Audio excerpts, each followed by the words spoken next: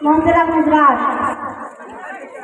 जुबान बहुत खतरनाक चीज है, इसीलिए नबी सल्लल्लाहु अलैहि वसल्लम से हमेशा इसकी हिफाजत की तलकीन किया करते थे, क्योंकि यही वो जुबान है जो झूठ बोलती है, यही वो जुबान है जो झूठी कसम खाती है,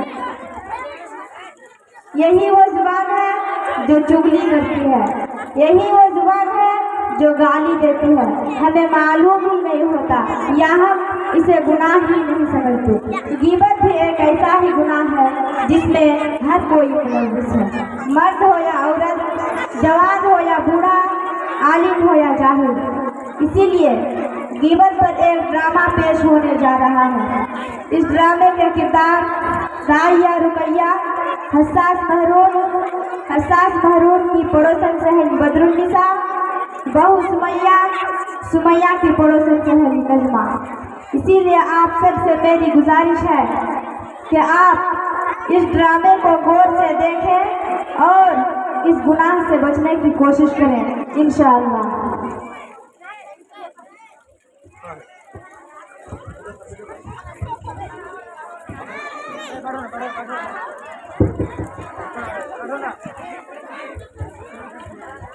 अस्सलामु अलैकुम वरहमतुल्लाह। वालेकुम सलाम वरहमतुल्लाह। बहुत दिन हो गए, मुलाकात नहीं हुई। बैठो बैठो। ये बहन कौन है? ये मेरी मेहमान बहन है, मुंबई से आई है और दीन के बारे में बहुत अच्छी मालूमात रखती है। अरे मैं तो बातों में खैरियत ही पूछना भूल गई। खैरियत से है? कहाँ की खैरियत? जी रही हूँ जैसे तैसे वक्त पूरा करके दुनिया से जाना है। अरे आपा जान, अल्लाह ने आपको क्या काम किया है? शादा आबाद घर दिया है और बेटे की भी अच्छी नौकरी है और जान जैसी खिदमत गुजार बहू है। और क्या चाहिए? खामोश रहो, मेरी मुंह ना खुलाओ। कैसा बेटा कैसी बहू, इनको तो बूढ़े लोगों की जरूरत का एहसास ही नहीं कि किस हाल में है, तबीयत कैसी है, क्या खा रहे हैं, किसी को फिक्र नहीं। बस मुझे अपने लिए बोझ समझते हैं और सोचते हैं कि जल्द से जल्द छुटकारा मिल जाए। बहू रानी को तो पूछना उसको, नवाबजादी की सुबह 9 बजे होती है, न घर की सफाई, न नाश्ता, न चाय। ये सब घर के बड़ों की सिखाने से होती है। लगता है इसे कुछ भी सिखाया नहीं गया। और क्या बताऊं बहन, जब अपने मायके से कोई घर आ जाता तो उनकी देखभाल में बिशी रहती, और जब हमारा कोई आ जाता तो कुछ भी परवाह नहीं। न देने के लिए हाथ आगे बढ़ाते, न बनाने के लिए पैर आते। नाटक शुरू हो जाता, कभी सर में दर्द, कभी पेट में दर्द, कभी यहाँ दर्द, कभी वहाँ दर्द। तबीयत ठीक नहीं है, खाने का हाल तब पूछना उसको। चाय बनाएगी जैसे काली अम्मा की रात, और दाल बनाएगी जैसे तालाब का गद्दा पानी, और चावल ऐसा बनाएगी तो खाए पेट में दर्द हो जाए। और हर 2 दिन के बाद मायके की याद आ जाती, जाके माँ के पन्नों से बन जाती, आने करना मिशनलियती। अरे आपा जान, आपकी बहू इतना सब काम करते हैं, आप कुछ बोलते क्यों नहीं? देख बहन, मैं बोलते बोलते तंग आ चुकी हूँ, अब कुछ बोलना भी मुश्किल हो जाता। कुछ बोलूं तो हमारे शहजादे के पेशानी पे बल पड़ने लगते हैं, खून के घुट पी के खामोश रहना पड़ता है। अरे बदरुन, मैं तो तुम्हें चाय पिलाना ही भूल गई। चलो सीटों में बैठ के चाय पीते हैं। तो देखा आप लोगों ने, सास अपनी बहू की दिल खोल कर गिबत कर रही थी। अल्लाह माफ फरमाए। आइए अब देखते हैं कि बहू अपने सासों की कैसी तारीफ करते हैं।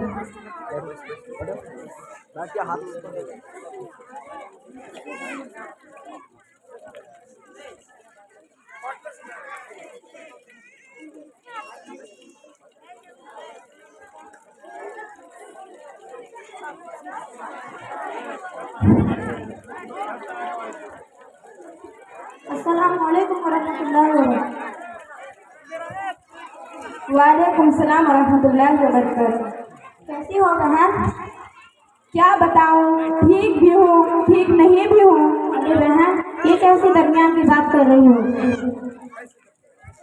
क्या बताऊं, जब तक सास का साया सर पर मुसल्लत है तब तक चैन कहाँ। सुमैया, तुम कितनी खुशकिस्मती हो कि तुम्हारे सर पर सास का साया है।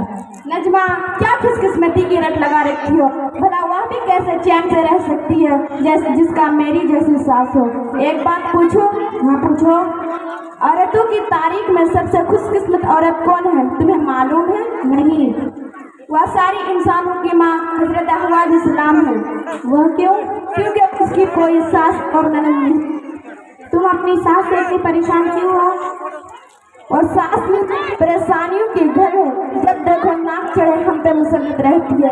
मैं खाना खाऊं तो भी परेशानी, मैं कुछ बोलूं तो भी परेशानी, मैं उठूं तो भी परेशानी, मैं बैठूं तो भी परेशानी। हिम्मत अफजाई की बोल तो भूल कर भी ना सुनो। अब तुम ही बताओ मैं उसे और क्या नाम दे सकती हूँ। अरे बहन, मेरा चलता हलता छोड़, तुम अपना सुनाओ। क्या बताओ बहन, मुझे तो जरा भी चैन नहीं। मेरी तलाकशुदा ननद है, दिन और रात मेरा सर पका रखा है। मैं तो बंदी बन गई हूँ, उसकी भी खिदमत करूँ और उसके बच्चों की भी। और नखरे अलग, ये अच्छा नहीं वो अच्छा नहीं, हर वक्त ताने सुनने को मिलते। डबल डबल खाना बनाना पड़ता। अभी मैं नाश्ता बनाने में ही लगी रहती हूँ, अभी मेरा ख़त्म भी नहीं होता और ननद और उसके बच्चे आके सारा बना बनाया खाना को साफ कर चुके होते। और अगर मुझे खाना खाना हो तो फिर से बनाना पड़ता या फिर बचा कुछ ही मेरे हिस्से में आता। और मैं तो ये सोचती हूँ कि ये मुसीबत मेरे सर से कब जाएगी। अरे सुमैया, ये कौन है? मैं तो पूछना ही भूल गई। ये रुकैया आंटी है, मुंबई से आई है। दो तीन दिन के लिए यहाँ रुक रही है। दीन के बारे में बहुत अच्छी मालूमात रखती है।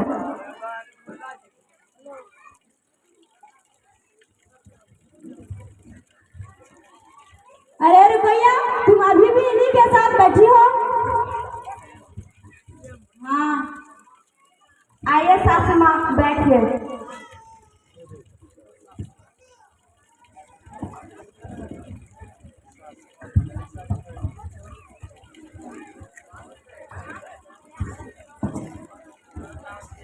माफ करना आंटी, हमने आपको ध्यान नहीं दिया। कोई बात नहीं, सुबह से घर में हूँ, एक बात देख रही हूँ, हमारी जुबान पर दूसरों की शुक्र शिकायत, दूसरों की चुगली बहुत हो रही है और हमारी जुबान पर हम तो गुनाह कसरत से करते आ रहे हैं। अल्लाह ही मुझे माफ करे। और हम औरतों की बुरी आदत हो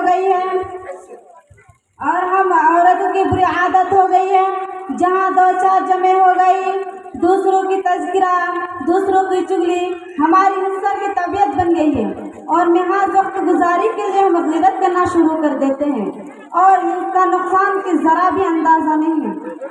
सुबह महरून आपा और उसके पड़ोसी पर मैं न गौर कर रही थी, अब तुम लोगों की बात पर मैं न गौर कर रही हूँ। यह सारी गुफ्तगू ग़ीबत है।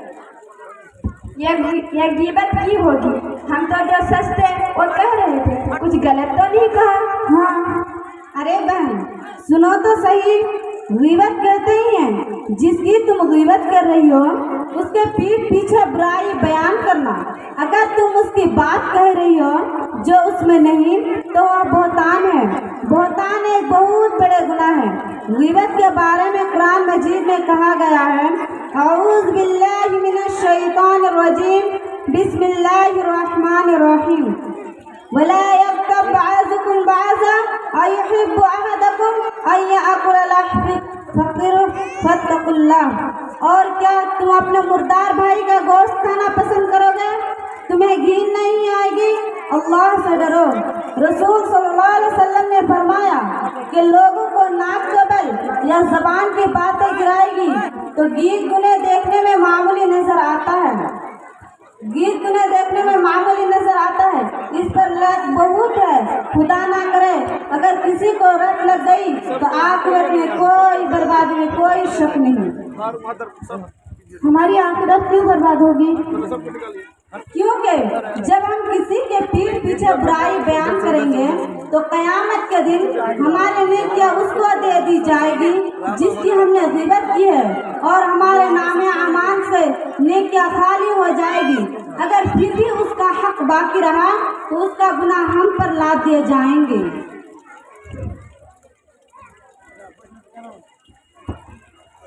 अरे मेरी प्यारी बहन, तुम्हारी गुफ्तगू सुनकर मुझे एहसास हुआ कि मैं कितनी बड़ी गलती में मुब्तला थी।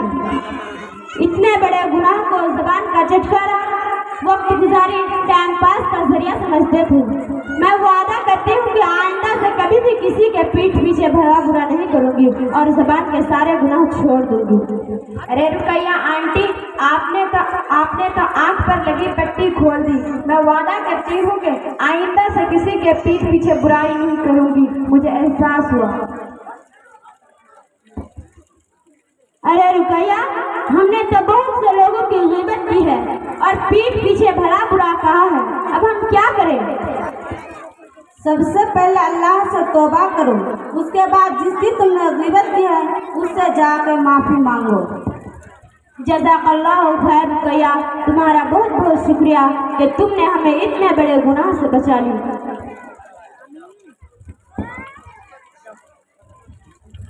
अरे सासू माँ, मुझे माफ़ कर दीजिए, मैंने आपके पीठ पीछे बहुत सी बुराइयाँ की है। हाँ आंटी, हमें माफ़ कर दीजिए। हमें भी माफ़ करना बहू, हमने भी तुम्हारी बहुत सी ग़ीबत की है।